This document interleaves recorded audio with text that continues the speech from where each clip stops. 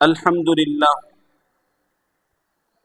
আল্লাহ পাকের অশেষ বড় মেহেরবানি যে আল্লাহ সুবহানাহু ওয়া তাআলা বড় ইহসান করে মায়া করে সপ্তাহের শ্রেষ্ঠতম দিন জুমার দিনে আল্লাহ তাআলার ঘরে ইবাদতের নিয়তে জড়ো হওয়ার তৌফিক দিয়েছেন। এই করে অন্তরের অন্তঃস্থল থেকে সকলে কালিমাতু শুকরিয়া আদায় করি আলহামদুলিল্লাহ। আল্লাহ সুবহানাহু ওয়া তাআলা এই পৃথিবীতে যত মাখলুকাত সৃষ্টি করেছেন, আল্লাহ সুবহানাহু ওয়া তাআলার কোরআনের অভিমত অনুপাতে সবচেয়ে বেশি সুন্দর, সবচেয়ে বেশি অবয়ব আকৃতি দিয়ে, সবচেয়ে বেশি সুন্দর গঠন দিয়ে আল্লাহ তাআলা সবচেয়ে বেশি সুন্দর করে মানব জাতিকে সৃষ্টি করেছেন। সেই সাথে আল্লাহ সুবহানাহু ওয়া তাআলা মানব জাতিকে সৃষ্টি করেছেন শুধু এতটুকুতে নয়, আল্লাহ তাআলা যেহেতু তাকে সর্ব উত্তম সৌন্দর্যতা দিয়ে সৃষ্টি করেছেন, সর্ব উত্তম অবয়ব এবং গঠন দিয়ে সৃষ্টি করেছেন, আল্লাহ তাআলার মায়াটাও তাদের প্রতি কোনো অংশে কম না। অর্থাৎ যাকে আল্লাহ তাআলা নিপুণ শৈলী দিয়ে তৈরি করেছেন, যাকে আল্লাহ তাআলা কুদরতের হাত দিয়ে তৈরি করেছেন, সে আল্লাহ তাআলা তার বানানো জিনিসের প্রতি অবশ্যই মায়া আছে। তাহলে এই মানব জাতি মানুষের প্রতি আল্লাহ তাআলার মায়া অতিমাত্রায়। রাসূলুল্লাহ সাল্লাল্লাহু আলাইহি ওয়াসাল্লাম সহ যত নবী রাসূল আল্লাহ তাআলা প্রেরণ করেছেন, আল্লাহ তাআলার স্বার্থে নয় বরং বান্দার স্বার্থে। নবী মুহাম্মদুর রাসূলুল্লাহর পূর্বে যেই সমস্ত নবীরা ছিল, হযরত ঈসা বলেন, হযরত ইব্রাহিম বলেন, হযরত হারুন আলাইহিস সালাতু ওয়াস সালাম বলেন, হযরত ইউসুফ বলেন, হযরত ইউশা বলেন, হযরত শীশ বলেন, হযরত আদম বলেন, সমস্ত নবীদেরকে আল্লাহ তাআলা পাঠিয়েছেন তার স্বার্থে নয় বরং তার বান্দাদের স্বার্থে। যে কিভাবে আমাদের স্বার্থে আল্লাহ পাঠালেন, আমরা যখন জাহান্নামের পথে হাঁটছিলাম, আমরা যখন বেপথে কুপথে হাঁটছিলাম, মানুষ যখন আল্লাহকে ভোলা শুরু করেছে, মানুষ যখন জাহান্নামে যাওয়া শুরু করে দিয়েছে, আল্লাহ তাআলার মায়া হয়েছে, আমার এই বান্দাকে তো বানিয়েছি জাহান্নামের জন্য নয়, আমি তো বানিয়েছি তাকে জান্নাতের জন্য। তো তাকে একজন রাহবারের প্রয়োজন, তাকে পথ প্রদর্শনের প্রয়োজন। এই কারণে মুহাম্মদুর রাসূলুল্লাহকে পাঠিয়ে আমাদেরকে জাহান্নাম থেকে বাঁচিয়ে জান্নাতের পথে তুলেছে। তাহলে নবী রাসূলকে আল্লাহ তাআলা নিজের স্বার্থ পাঠিয়েছেন নাকি আমাদের স্বার্থে পাঠিয়েছেন? তাহলে বোঝা গেল আল্লাহ তাআলা মানুষকে বড় ভালোবাসেন। নবী হযরত নূহ আলাইহিস সালাতু ওয়াস সালামের জমানায় আল্লাহ তাআলা ভালোবাসার বহিঃপ্রকাশ ঘটিয়েছেন। আল্লাহ তাআলা কালামুল্লাহর মধ্যেও মানুষের প্রতি ভালোবাসার বহিঃপ্রকাশ ঘটিয়েছেন। কিন্তু আল্লাহ সুবহানাহু ওয়া তাআলা তার এই ভালোবাসার কিঞ্চিত অংশ, তার 100%-এর 1% চেয়েও কম আল্লাহ তাআলা এই পুরা মানব জাতির মায়ের দিলের মধ্যে ঢেলে দিয়েছে। মানব জাতি সহ যত ধরনের মাখলুকাত আছে, সমস্ত মাখলুকাতের মধ্যে যারা মা এবং বাবা, তাদের দিল, অর্থাৎ যে আমরা যে একজন আরেকজনকে মহাব্বত করি, এই ভালোবাসাটা আল্লাহ তাআলা প্রদত্ত। একজন আরেকজনকে যে ভালোবাসে, এটা কার দেওয়া? আল্লাহ তাআলার দেওয়া। আল্লাহ সুবহানাহু ওয়া তাআলা, আপনি দেখবেন একটা মুরগির বাচ্চাকে যদি আপনি দৌড়ানি দেন, মুরগি আপনাকে আস্ত মানুষটাকে দৌড়ানি দেয়, ঠিক না? কিন্তু মুরগি কি আপনার চেয়ে বড় না। আপনি তাকে ইচ্ছা করলে এক হাতে টিপে মেরে ফেলতে পারবেন, কিন্তু সেও তার সন্তানের জন্য আপনাকে অ্যাটাক করে। একটা সামান্য একটা পোকা, সেও তার সন্তানকে রক্ষা করার জন্য আপনাকে অ্যাটাক করে, অথচ তার মধ্যে এই পরিমাণ শক্তি নাই যে আপনাকে অ্যাটাক করে সে বাঁচতে পারবে। কিন্তু আল্লাহ প্রদত্ত মায়ার কারণে সন্তানের প্রতি মহাব্বত ঢেলে দিয়েছেন। ঠিক তদ্রূপ ভাবে আমাদের মা, আমাদের বাবা, তাদের দিলের মধ্যেও আল্লাহ প্রদত্ত মহাব্বত, আল্লাহ তাআলা তাদের দিলের মধ্যে মহাব্বত ঢেলে দিয়েছেন। আল্লাহ সুবহানাহু ওয়া তাআলা নিজের হকের বেলায়, আল্লাহ কিছু হক আছে যেগুলো আল্লাহর সাথে সম্পৃক্ত, আর কিছু হক আছে যেগুলো বান্দার সাথে সম্পৃক্ত। আল্লাহ তাআলা যখন নিজের হুকুম আহকামগুলোর কথা বলেছেন, ঠিক তার পরক্ষণেই আল্লাহ তাআলা মা এবং বাবার কথা আল্লাহ তাআলা তুলে ধরেছেন। আল্লাহ সুবহানাহু ওয়া তাআলা কালামুল্লাহর মধ্যে বলতেছেন, ওয়া ক্বাদা রাব্বুকা আল্লা تعبدوا إلا إياه وبالوالدين إحسانا আল্লাহ সুবহানাহু ওয়া তাআলা বলেন وقضى ربك ألا تعبدوا إلا إياه وبالوالدين إحسانا এই আয়াতে কারিমার শুরু লগ্নে আল্লাহ তাআলা নিজের হকের কথা বলেছেন। আল্লাহ তাআলা বলেন তোমার প্রভু ফয়সালা করে নিয়েছে আল্লাহ তা'বুদু ইল্লা ইয়্যাহ, তুমি একমাত্র ইবাদত করবা কার? আল্লাহ। শুধু একমাত্র আল্লাহ তাআলার ইবাদতের কথা আল্লাহ তাআলা বলেছেন। আল্লাহ তাআলা নিজের হকের কথা বলার পরপরই আল্লাহ তাআলা বলতেছেন ওয়া বিল ওয়ালিদাইনি ইহসানা, আমার ইবাদতের পরে তোমাদের জন্য শ্রেষ্ঠতম আদেশ হচ্ছে তোমরা তোমাদের পিতামাতার প্রতি সৎ ব্যবহার করো। তোমরা তোমাদের পিতামাতার প্রতি সৎ ব্যবহার করো। তাহলে একদিকে আল্লাহ তাআলা নিজের হকের কথা, হক দুই প্রকার, একটা হচ্ছে আল্লাহর হক, একটা হচ্ছে বান্দার হক। আল্লাহর হক বিনষ্ট করা এটা আল্লাহ তাআলার সাথে সম্পৃক্ত। আল্লাহ তাআলা ইচ্ছা করলে ক্ষমা করবেন, ইচ্ছা করলে আযাব দিবেন। বান্দার হক যদি আপনি নষ্ট করে ফেলেন, এটার জন্য অবশ্যই অবশ্যই আপনাকে আল্লাহর দরবারে জবাব দিতে হবে, তার কাছে ক্ষমা চাইতে হবে। যাক, তো আল্লাহ সুবহানাহু ওয়া তাআলা বলেন তুমি একমাত্র আমার ইবাদতই করবা। আল্লাহ তাআলা নিজের হকের কথা বলার পর ওয়া বিল ওয়ালিদাইনি ইহসানা, আল্লাহ তাআলা বলেন পিতা এবং মাতার প্রতি সদয় হও। নিজের মা এবং বাবার প্রতি কি হও? সদয় হও। আল্লাহ সুবহানাহু ওয়া তাআলা মা এবং বাবা এই দুইয়ের মধ্যে আল্লাহ তাআলা কি পরিমাণ মহব্বত দিয়েছেন বলেন তো। একজন মহিলা যদি বিয়ে করে, বিয়ে বসে, বিয়ে বসার কয়েকদিন পরে সে একটা সন্তানের মা হয়, গর্ভে একটা সন্তান ধারণ করে, বলেন তো দেখি সে কি পরিমাণ কষ্ট আর মুজাহেদা সে যাপন করে। যদি একটা মায়ের পেটের মধ্যে সন্তান যদি গর্ভে আসে, তাহলে সে মায়ের কি পরিমাণ নাই কষ্ট হয়। 3 মাস পর্যন্ত সে না কিছুর গন্ধ শুনতে পারে, না ভালো কিছু খাইতে পারে, না কোনো কিছু করতে পারে, না শুয়া শান্তি আছে, না বৈশা শান্তি আছে, না খায়া শান্তি আছে। তার জিন্দেগির মধ্যে একটা অশান্তি সৃষ্টি হয়। কেন? আপনাকে আমাকে তার গর্ভে ধারণ করেছে, এই কারণে সে আমাকে আর আপনাকে জন্ম দিতে গিয়ে 3 মাস পর্যন্ত সে না ঘুমায়া শান্তি, না আরাম করে শান্তি। 3 মাস পরে তার আবার আরেকটা অবস্থা আল্লাহ তাআলা দান করে, সেই অবস্থাতেও কষ্ট। এক কথায় টানা 9টি মাস 10টি মাস একজন মা আপনাকে আমাকে জন্ম দিতে গিয়ে এভাবে কষ্ট করেছে। এটা কিসের মায়া? এটা কিসের মায়া? আল্লাহ প্রদত্ত মায়ার কারণে দিলের মধ্যে আল্লাহ তাআলা সন্তানের মায়া ঢেলে দিয়েছেন। এবার মা তার সন্তান লালন পালনের জন্য গর্ভের মধ্যে সন্তান নিতেছে, কিন্তু সে কষ্টগুলোকে কোরবান দিয়ে দিচ্ছে শুধু আপনার জন্য, আপনার প্রতি মায়ার কারণে। আবার 9 মাস 10 মাস পরে আপনার জন্মগ্রহণ। এবার দেখেন সে যখন সর্বশেষ অবস্থায় যায়, সন্তানটা যখন ভূমিষ্ঠ হয়, কি পরিমাণ কষ্ট না তাকে সহ্য করতে হয়। আল্লাহ সুবহানাহু ওয়া তাআলা মায়ের মধ্যে এই পরিমাণ মহব্বত আল্লাহ তাআলা ঢেলে দিয়েছেন, যেই মহব্বতের তাকিদে মা কষ্টকে সহ্য করে, যন্ত্রণাকে সহ্য করে, হা হুক্কার করে, চিল্লাফাল্লা করে, তারপরেও সন্তানকে ভূমিষ্ঠ করে দুনিয়া পর্যন্ত নিয়ে আসে। এটা মার দ্বারাই সম্ভব, কারণ আল্লাহ তাআলা মায়ের দিলের মধ্যে মহব্বত ঢেলে দিয়েছে। এবার সন্তান লুলা হয়েছে, কানা হয়েছে, বোবা হয়েছে, জীর্ণ শীর্ণ অবস্থা, চেহারা কালো, হাত পা বাঁকা। দুনিয়ার সমস্ত মানুষও যদি ঘৃণা করে, মা তার বুকের মধ্যে আগলায় সন্তানকে রাখে কিনা বলেন? এবার যদি কালো হয়, মা তারপরেও দিলের সাথে লাগায় রাখে। যদি লুলা হয়, তারপরেও দিলের সাথে লাগায় রাখে।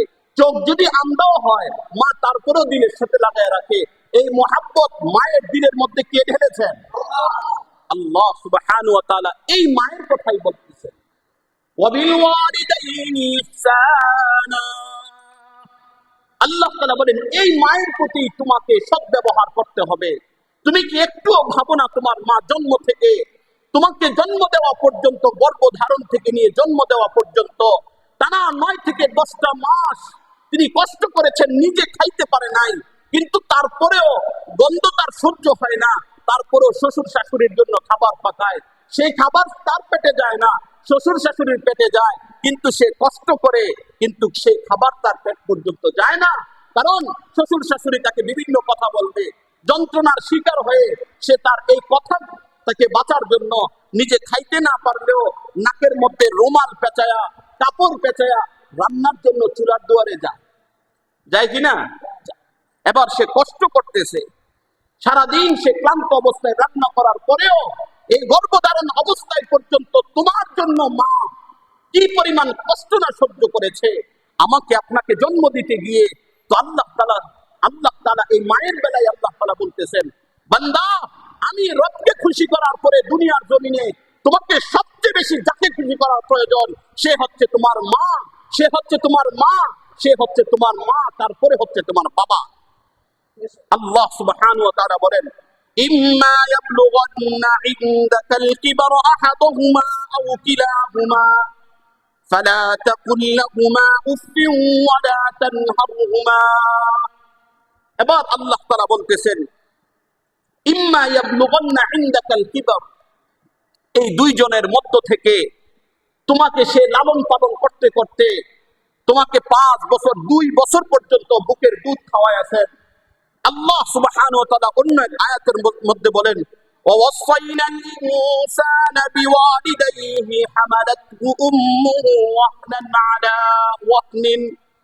আল্লাহ তাআলা বলেন, ওয়াসাইনাল ইনসানা বিওয়ালিদাইহি, আমি মানুষকে ওসিয়ত করতেছি। আল্লাহ তাআলা বলেন, আমি মানুষকে উপদেশ দিচ্ছি, আমি মানুষকে নির্দেশ দিচ্ছি, সমস্ত মানুষদেরকে আমি নির্দেশ দিচ্ছি তারা যেন তাদের পিতার সাথে, তাদের মায়ের সাথে যেন সুন্দর ব্যবহার করে। তাহলে বলেন, সুন্দর মায়ের সাথে বাবার সাথে সুন্দর ব্যবহার করা এটা কার আদেশ? কথা বলেন, কার আদেশ? এই কারণে মায়ের সাথে সুন্দরভাবে, নম্রভাবে, ভদ্র হয়ে নম্রতার সাথে কথা বলা এটা ওয়াজিব। এটা কি? যেহেতু নামাজ পড়া এটা কার আদেশ? আল্লাহর আদেশ। মায়ের সাথে সুন্দর ব্যবহার করা, বাবার সাথে সুন্দর ব্যবহার করা এটাও আল্লাহ তাআলার আদেশ। এটা যেমন ফরজ, এটা না করলে যেমন গুনাহ হবে, মায়ের সাথে দুর্ব্যবহার করলেও কি হবে? গুনাহ হবে। কারণ আল্লাহ প্রদত্ত আদেশ হচ্ছে মা এবং বাবার সাথে সুন্দর আচরণ করতে হবে। কোন সন্তান যদি আচরণ সুন্দর না করে তাহলে তার গুনাহ হবে, এটা তার জন্য ওয়াজিব। আল্লাহ সুবহানাহু ওয়া তাআলা বলেন, হামালাতহু উম্মুহু ওয়াহনান আলা ওয়াহনিন, কষ্টের পর কষ্ট, কষ্টের পর কষ্ট মা তাকে গর্ভ ধারণ করেছে আর কষ্ট করে কষ্ট করেছে। আল্লাহ তাআলা মায়ের কষ্টকে কোরআনে কারীমের মধ্যে তুলে ধরে আল্লাহ তাআলা বলতেছেন, বান্দা তোমার এই মা তোমাকে কষ্টের পর কষ্ট সহ্য করে তোমাকে লালন পালন করেছে, গর্ভ ধারণ করেছে, একের পর এক কষ্ট। প্রথমে তো নাক থেকে দুর্গন্ধ, তার ভিতর থেকে যেন দুর্গন্ধ আসে, সে কিছু খাইতে পারে না, শুইতে পারে না, ভূমির উপরে ভূমি করে, সে চলতে পারে না, সুন্দর করে আরামে ঘুমাইতে পারে না, তার মাজায় ঘাই দেয়, পেটে ঘাই দেয়, বিভিন্ন বিষয়গুলো হয় আপনারা জানেন। আল্লাহ তাআলা বলেন, ওয়াহনান আলা ওয়াহনিন, এই মা কষ্টের উপরে কষ্ট, কষ্টের উপরে কষ্ট, দিন যাইতে যাইতে যেদিন তোমাকে ভূমিষ্ঠ দিবে, যেদিন তোমাকে এই দুনিয়াতে আসার জন্য সময় হবে, ওই মুহূর্তেও মার সারা বছর পর্যন্ত যে কষ্ট করেছিল এর চেয়েও বেশি কষ্ট তার ভূমিষ্ঠের দিন হয়। আল্লাহ তাআলা বলেন, ওয়াহনান আলা ওয়াহনিন, কষ্টের উপরে কষ্ট সহ্য করে মা তোমাকে এই দুনিয়া পর্যন্ত এনেছেন। আল্লাহ তাআলা বলেন, এই মায়ের প্রতি আমি আল্লাহ তাআলার নির্দেশ হচ্ছে, আমি রবের নির্দেশ হচ্ছে এই মায়ের প্রতি সুন্দর আচরণ করো। তাহলে মায়ের সাথে সুন্দর ব্যবহার করা, সুন্দর আচরণ করা, বলেন এটা কার আদেশ? বলেন না কার আদেশ? তাহলে মার সাথে দুর্ব্যবহার করা যাবে? আল্লাহ সুবহানাহু ওয়া তাআলা আয়াতের মধ্যে বলেন, ইম্মা ইয়াবলুগান্না ইনদাকাল কিবারা আহাদুহুমা আও কিলাহুমা ফালা তাকুল লাহুমা উফফিন ওয়া লা তানহারহুমা। আল্লাহ তাআলা বলেন, ইম্মা ইয়াবলুগান্না ইনদাকাল কিবারা আহাদুহুমা আও কিলাহুমা। এবার মা পাইছো, বাবা পাইছো, 25টা বছর পর্যন্ত তোমাকে মাথার ঘাম ঝরায়া, পা পর্যন্ত ফেলায়া, কেউ মাটি কাইটা, কেউ ভ্যান চালায়া, কেউ রিক্সা চালায়া, কেউ ট্রাক চালায়া, কেউ বাদাম বিক্রি করে, কেউ দোকানদারি করে, কেউ প্রবাসী থাইকা বিভিন্ন ভাবে কষ্ট সহ্য করে এই সন্তানটাকে 25টা বছর পর্যন্ত তাকে পড়াশোনা করায়া, সুন্দর জামা পইরা, বাবা ছিঁড়া গেঞ্জিটা পড়ছে কিন্তু ছেলেকে তার সুন্দর জামাটা কিনে দিছে, বাবা ঈদের দিন জুতা কিনে নাই, ছেলেকে সুন্দর এক জোড়া জুতা কিনে দিয়েছে, ঈদের দিন সুন্দর একটা জামা বাবার গায়ে জুটে নাই। একজন দিয়েছিল, এটাকে ইস্ত্রি করে রেখে দিয়েছে, সে এটা পড়েছে, কিন্তু সন্তানের গায়ের মধ্যে নতুন জামা বাবা জড়ায় কিনা বলেন না, জড়ায় কিনা?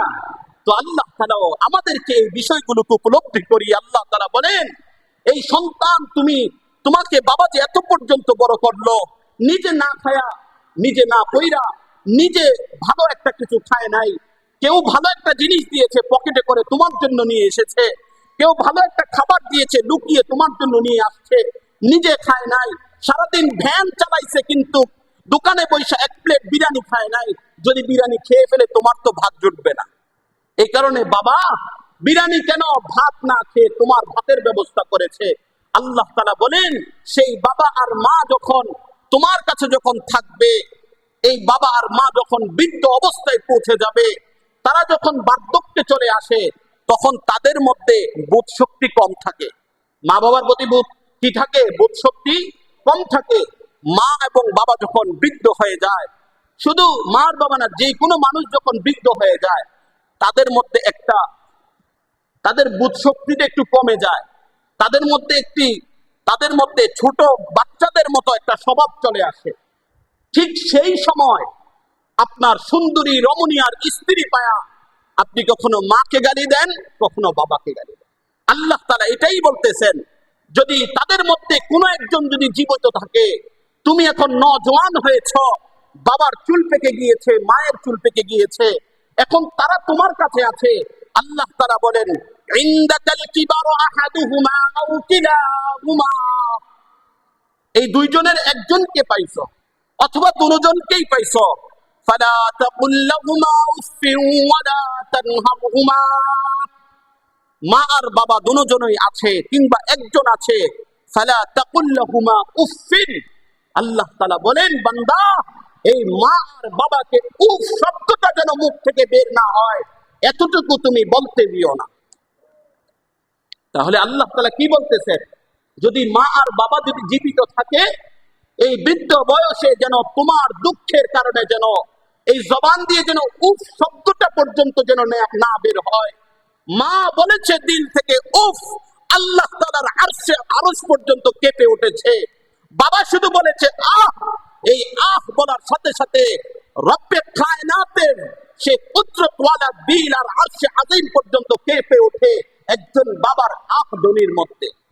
এই কারণে আল্লাহ তাআলা বলেন, ওয়ালা তাকুল লাহুমা উফফিন ওয়ালা তানহারহুমা, তোমরা এই দুইজনের কাউকে উফ শব্দটাও বলতে দিও না, ওয়ালা তানহারহুমা, তাদেরকে ধমকও দিও না। তাদেরকে কি দিও না? ধমকও দিও না। এখন মনে করেন আপনার বাবা, আপনি নওজোয়ান, আল্লাহ তাআলা পরিপক্ক মেধা দিয়েছে, পরিপক্ক মেধা পাওয়ার পরে বাবার মেধাটা তো দিন দিন দুর্বল হয়ে যাচ্ছে। বাবার মেধা দিন দিন দুর্বল হয়ে যাচ্ছে না? যত বৃদ্ধ হচ্ছে তার মধ্যে শৈশবের একটা অভাব, শৈশবের মতো হয়ে যাচ্ছে। সে এখন ছোট বাচ্চাদের সাথে খেলাধুলা করতে পছন্দ করে। এই কারণেই দেখবেন পুরুষরা, মহিলারা বৃদ্ধের সময় যখন বৃদ্ধ হয়ে যায়, তখন নায়নাতপুরের আশা করে না? কথা বলেন না? নায়নাতপুরের আশা করে কেন? তার মধ্যে এখন একটা শৈশবকালের মতো অবস্থা হয়ে গেছে। এখন সে ছোট বাচ্চাদেরকেই পছন্দ করা শুরু করেছে।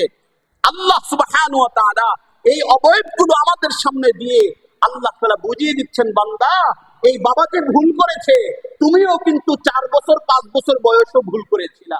বাবা সেদিন তোমার এই ভুলের কারণে তোমাকে থাপ্পড়ও মারে নাই, তোমাকে ধাক্কাও মারে নাই, তোমাকে গালিগালাজও করে নাই, ভুল করেছো, তারপরেও বাবা এটাকে সহ্য করে নিয়েছে। এখন বাবা বৃদ্ধ হয়ে গিয়েছে, মা এখন বৃদ্ধ হয়ে গিয়েছে, হয়তোবা তার কথার মধ্যে পরিপক্ক মেধামূলক কথা, জ্ঞান গর্ব কথা নেই, বাবার মধ্যে জ্ঞান গর্ব কথা নেই, শৈশবের ছোঁয়া তার মধ্যে চলে এসেছে। আল্লাহ তাআলা বলেন, ওয়ালা তানহারহুমা, যদি এমনটাও হয়ে যায়, যদি বাবা যদি পাগলও হয়ে যায়, মা যদি পাগলও হয়ে যায়, ওয়ালা তানহারহুমা, দুইজনের কাউর সামনে যায় তুমি ধমক দিও না। তাহলে কি আল্লাহ তাআলা বলতেছেন তাদেরকে ধমক দেওয়া যাবে না। আল্লাহ তাআলা কালামুল্লাহর মধ্যে বলতেছেন, ওয়াসাহিবুহুমা ফিদ দুনিয়া মারুফা, এই আয়াতে কারিমার আল্লাহ তাআলা সেই সমস্ত মানুষদের ব্যাপারে আল্লাহ তাআলা নাযিল করেছেন। এই আয়াত দ্বারা আল্লাহ তাআলা বুঝিয়েছেন, মা যদি মুশরিক হয়ে যায়, বাবা যদি মুশরিক হয়ে যায়, বাবা যদি হিন্দু হয়ে যায়, বৌদ্ধ খ্রিস্টান কাফের হয়ে গেছে, মা যদি কাফেরও হয়ে যায়, তারপরেও তার সাথে সুন্দর আচরণ করার নির্দেশ কে দিয়েছেন? আরে কথা বলেন, কে দিয়েছেন? তাহলে বাবা যদি মুশরিক হয়ে যায়, বাবা যদি কাফের হয়ে যায়, তার সাথে দুর্ব্যবহার করা যাবে? আল্লাহ তাআলার আদেশ হচ্ছে তার সাথে কোনো দুর্ব্যবহার করা যাবে না। মা যদি কাফেরও হয়ে যায়, তার সাথে দুর্ব্যবহার করা যাবে না। আল্লাহ সুবহানাহু ওয়া তাআলা রাসূলুল্লাহ সাল্লাল্লাহু আলাইহি সাল্লামের মাধ্যমে জানিয়ে দিয়েছেন। আল্লাহ তাআলা বলেন, লা তাআতা ফি মাখলুকিন লা তাআতা ফি মাসিয়াতিল্লাহ, লা তাআতা মাখলুকিন ফি মাসিয়াতিল্লাহ। কোন মাখলুকের ইতাআত করা যাবে না। কোন মাখলুকের ইতাআত, আল্লাহ তাআলা বলতেছেন আমি রবকে অসন্তুষ্ট করে কোন মাখলুকের কথা মানা যাবে না। আল্লাহকে অসন্তুষ্ট করে, এবার মনে করেন আপনার মা একটা কথা বলেছে, এই কথাটা শরীয়ত বিরোধী। আপনার বাবা একটা কথা বলেছে, এই কথাটা শরীয়ত বিরোধী। আল্লাহ তাআলা বলেন মা যদি শরীয়তের বিপক্ষে কোনো কথা বলে, সেক্ষেত্রে সেটা মানা যাবে না, সেখানে আল্লাহকে সন্তুষ্ট রাখতে হবে। বাবা যদি আল্লাহ তাআলার সন্তুষ্টির বাহিরে কোনো কথা বলে, শরীয়ত বিরোধী কোনো কথা বলে, তাহলে মানা যাবে না। যদি শরীয়ত বিরোধী কোনো কথা মাও বলে নাই, বাবাও বলে নাই, তারপরে কিন্তু তারা কাফের, আল্লাহ তাআলা বলেন তারপরেও এই মা আর বাবার খেদমত করতে হবে। এই মা আর বাবার কি করতে হবে? খেদমত করতে হবে। এই মা ও বাবাকে যত্ন করতে হবে, সুন্দর আচরণ করতে হবে। তুমি সর্ব উত্তম ব্যবহার যেটা করো, সেই ব্যবহারটা করতে হবে। সেই ব্যবহারটা মায়ের সাথে দেখাইতে হবে। ওস্তাদের সাথে যে সুন্দর নম্র ব্যবহার, এটা মায়ের সাথে দেখাইতে হবে। এলাকার গুরুজনদের সাথে যে সুন্দর আচরণ করো, সেটা বাবা এবং মায়ের সাথে দেখাইতে হবে। আল্লাহ সুবহানাহু ওয়া তাআলা বলেন আল্লাহ তাআলাকে অসন্তুষ্ট করে কোন মানুষকে খুশি করা যাবে না। কোন মানুষকে কি করা যাবে না? খুশি করা যাবে না। সে যদি বাটপার হয়, অবশ্যই তাকে তার মুখের সামনে আঙ্গুল দিয়ে দেখায় দিতে হবে সে বাটপার। সে যদি জালেম হয়, তার সামনে আঙ্গুল দিয়ে দেখায় দিতে হবে সে জালেম। সে যদি স্বৈরাচার হয়, তার সামনে আঙ্গুল দিয়ে দেখায় দিতে হবে স্বৈরাচার। আল্লাহ বলেন এখানে সুফিগিরি চলে না। এখানে কি চলে না? সুফিগিরি চলবে না। এখানে সুফিগিরি চলবে না। আপনি যদি আল্লাহকে ভয় করেন, তাহলে আপনি কিসের, আপনি দুনিয়ার কোন মানুষকে ভয় করতে পারেন? বলেন, আরে কথা বলেন, বলেন। আল্লাহকে ছাড়া কাউকে ভয় করা যাবে না। আল্লাহ তাআলা বলেন আমাকে অসন্তুষ্ট করা মূলক কোনো কথা, কোনো বার্তা যদি তোমার মা এবং বাবা বলে, সেগুলো মানা যাবে না। তাছাড়া মা এবং বাবার কথা আদেশ পালন করা কি বলেন তো দেখি? ওয়াজিব। কি ওয়াজিব? ওয়াজিব, ওয়াজিব, ওয়াজিব। মা এবং বাবার আদেশ পালন করতে হবে। আল্লাহ সুবহানাহু ওয়া তাআলা বলেন ওয়ালা তানহারহুমা ওয়া কুল লাহুমা কাওলান কারীমা। আল্লাহ বলেন এই মা আর বাবার সাথে সবচেয়ে সুন্দর ব্যবহারটা করো, সবচেয়ে সুন্দর আচরণটাই মা আর বাবার সাথে করো। ওয়াখফিদ লাহুমা জানাহাদ দুল্লি মিনার রাহমাহ, ওয়াখফিদ লাহুমা জানাহাদ দুল্লি মিনার রাহমাহ। আল্লাহ বলেন তোমার এই দুই ডানা আছে না, দুইটা হাত, এই দুইটা হাতকে মা এবং বাবার পায়ের কাছে এভাবে নত করে দাও। ওয়াখফিদ লাহুমা জানাহাদ দুল্লি মিনার রাহমাহ। তোমার অনুনয় বিনয়ের নম্রতার শ্রেষ্ঠতম প্রকাশ তোমার মা এবং বাবার কাছে করো। তোমার নম্রতা এবং ভদ্রতার সর্বোচ্চ আসনে তোমার মা আর বাবাকে রাখো। তোমার সম্মানের সর্বোচ্চ জায়গাতে মা এবং বাবাকে রাখো। তোমার এই মাথাটাকে, তোমার এই বাহুটাকে, এটাকে মা এবং বাবার কদমের সামনে নত করে দাও। এটা কার হুকুম বলেন? তাহলে বলেন মা বাবার সাথে সদ্ব্যবহার ছাড়া অন্য কোন দুর্ব্যবহার করা যাবে না। আল্লাহ তাআলা বলেন ওয়াকুর রাব্বিরহামহুমা কামা রাব্বায়ানি সগীরা। এই আয়াতের মধ্যে আল্লাহ তাআলা আমাকে আপনাকে দোয়া শিখিয়ে দিচ্ছেন, বান্দা মা আর বাবাকে সেবা যত্ন করতে করতে করতে করতে আজকে মাও মাটির সাথে, বাবাও মাটির সাথে। ওয়াকুর রাব্বিরহামহুমা কামা রাব্বায়ানি সগীরা। শুধু যে জীবিত অবস্থায় সেবা করবা, মরে গেলে ভুলে যাবা, আল্লাহ বলেন না বান্দা, জীবিত থাকতেও বলো ওয়াকুর রাব্বিরহামহুমা কামা রাব্বায়ানি সগীরা। আবার মরে গেলেও বলো ওয়াকুর রব্বির হামহুমা কামা রাব্বায়ানি সগীরা।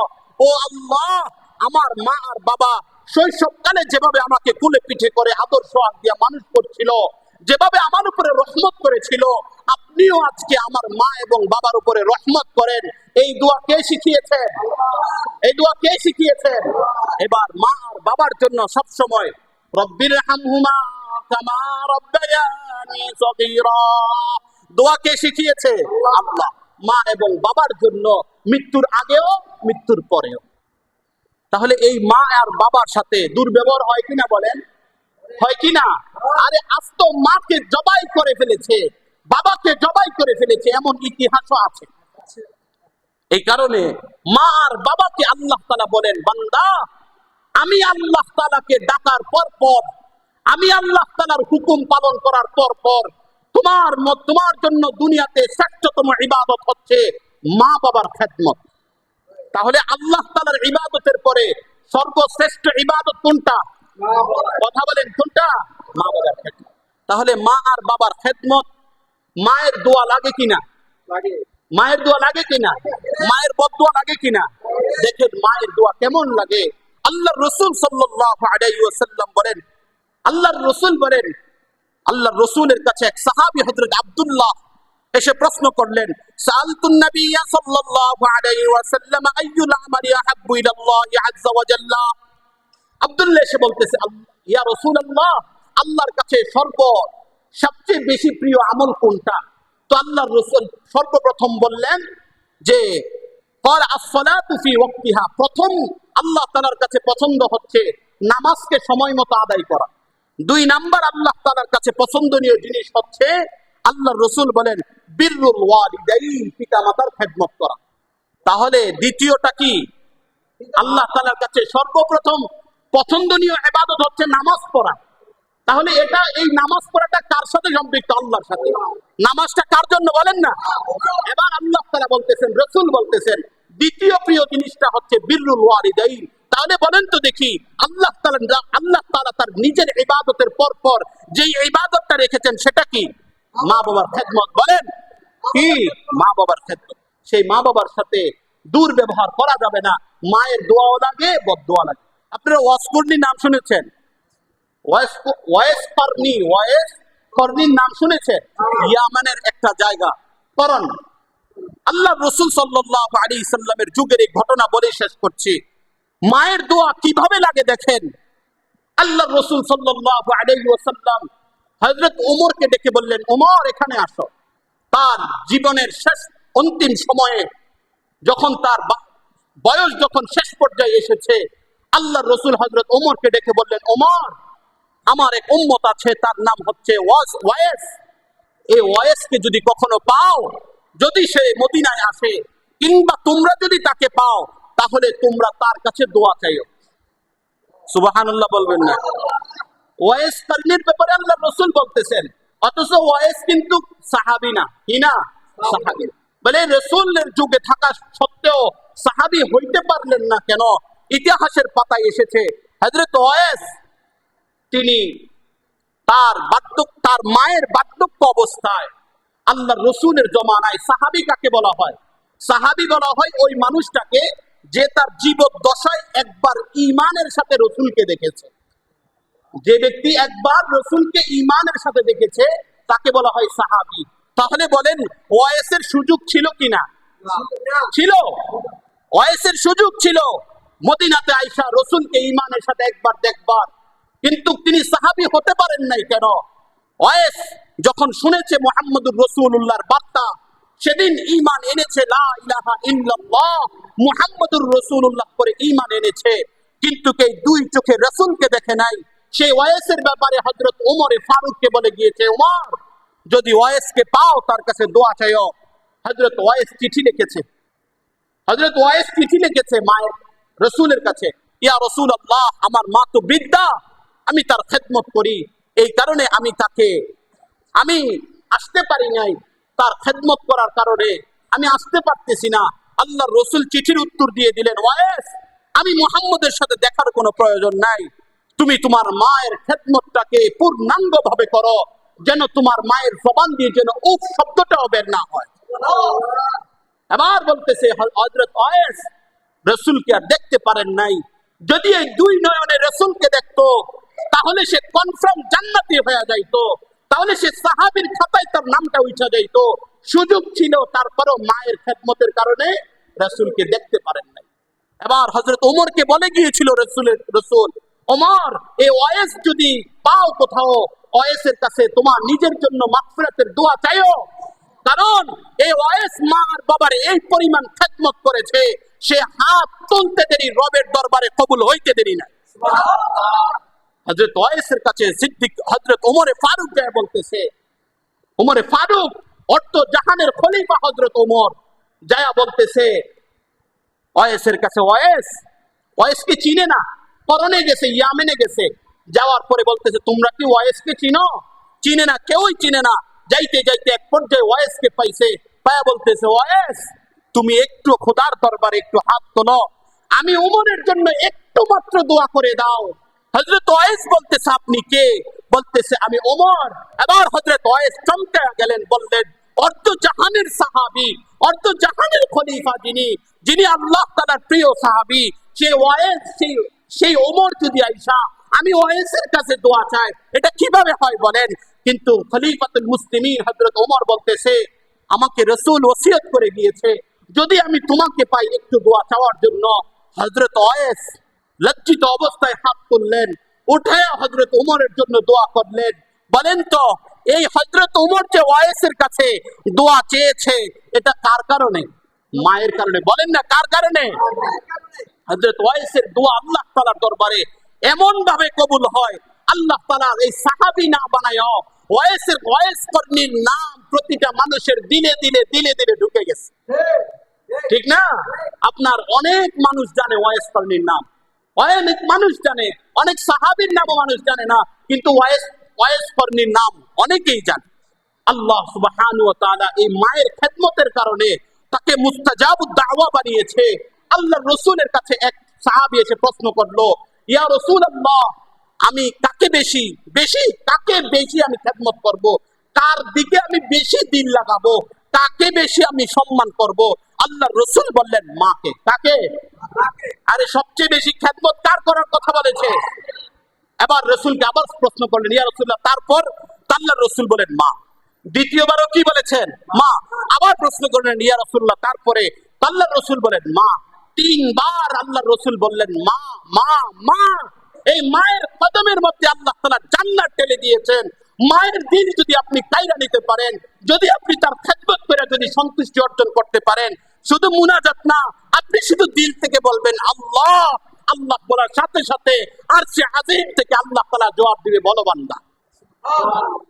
এটাই হচ্ছে মায়ের খেদমতের মূল্য। চতুর্থ স্থানে আল্লাহ তাআলা বাবার কথা আল্লাহর রাসূল বলেছেন। যখন সাহাবী প্রশ্ন করেছে তারপরে আল্লাহর রাসূল বলেছেন বাবা। আল্লাহ সুবহানাহু ওয়া তাআলা মা বাবার খেদমত বেশি থেকে বেশি আমাদেরকে করার তৌফিক দান করুক। সকলে বলি আমিন।